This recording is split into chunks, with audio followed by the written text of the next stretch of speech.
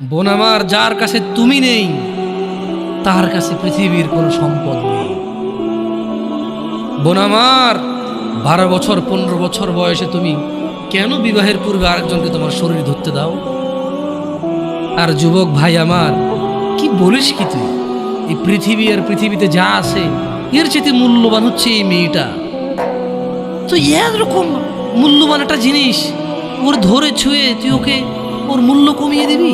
এত বড় জুলুম ওর প্রতি তোর! তুই আল্লাহকে ভয় করিস না তাই বলে এতটা? তুই কি জীবনে কারো পেটে ছুরি ঢুকাইতেছিস না? ও মরে যাবে, তাহলে ওর ফ্যামিলি ক্ষতিগ্রস্ত, লসে পড়ে যাবে। তুই কি কারো টাকা মারছিস কোনোদিন? না, তাহলে ওর ফ্যামিলির টাকার কারণে কষ্ট পাবে। তাহলে তুই কেন তুই এত ছোট ছোট বিষয়গুলো খেয়াল রাখিস যে আরেকজনের লস হবে? তাহলে তুই এই মেয়েটার জীবনটাকে তুই কি করলি? তুই পুরো পৃথিবী আর পৃথিবীতে যা আছে সবকিছু বিক্রি করলে যে সম্পদ হবে, সবকিছু অর্জন করলে যে অর্জন হবে, এর চাইতে মূল্যবান তুই ওকে সতীত্ব থেকে বের করে নিয়ে আসলি।